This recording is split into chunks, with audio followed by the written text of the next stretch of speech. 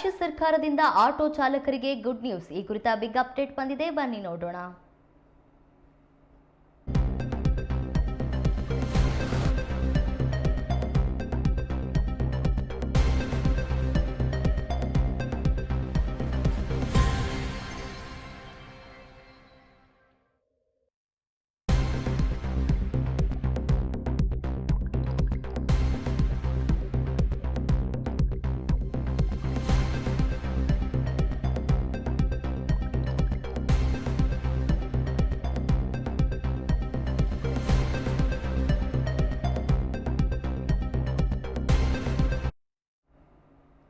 ರಾಜ್ಯ ಸರ್ಕಾರದಿಂದ ಆಟೋ ಚಾಲಕರಿಗೆ ಗುಡ್ ನ್ಯೂಸ್ ನೀಡಲಾಗಿದೆ.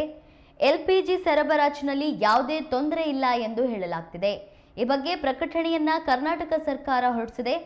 ಪ್ರತಿದಿನ 83 ರಿಂದ 94 ಮೆಟ್ರಿಕ್ ಟನ್ ಪೂರೈಕೆ ಮಾಡಲಾಗುತ್ತೆ ಎಂದು ಹೇಳಲಾಗ್ತಿದೆ.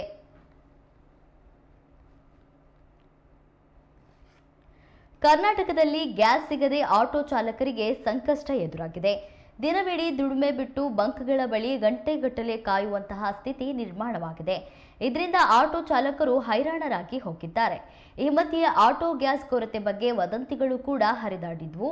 ಸದ್ಯ ಆಟೋ ಎಲ್ಪಿಜಿ ಸರಬರಾಜು ಕುರಿತು ಸ್ಪಷ್ಟನೆ ನೀಡಿರುವ ರಾಜ್ಯ ಸರ್ಕಾರ, ಸರಬರಾಜಿನಲ್ಲಿ ವ್ಯತ್ಯಾಸ ಕಂಡು ಬಂದಿದ್ದರೂ ಯಾವುದೇ ತೊಂದರೆ ಇಲ್ಲ ಎಂದು ಹೇಳಿದೆ.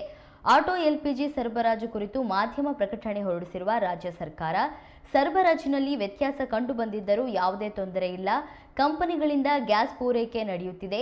ಏಪ್ರಿಲ್ 2 ರಿಂದ ಏಪ್ರಿಲ್ 6 ರವರೆಗೆ ದಿನನಿತ್ಯ ಸರಬರಾಜು ಆಗುತ್ತಿದೆ.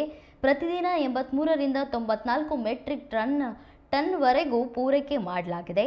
ಏಪ್ರಿಲ್ 5 ರಂದು ಅತಿ ಹೆಚ್ಚು 94.11 ಸರಬರಾಜು ಮಾಡಲಾಗಿದೆ. ಆಟೋ ಚಾಲಕರು ಆತಂಕ ಪಡಬೇಕಾಗಿಲ್ಲ ಎಂದು ಸರ್ಕಾರ ಹೇಳಿದೆ.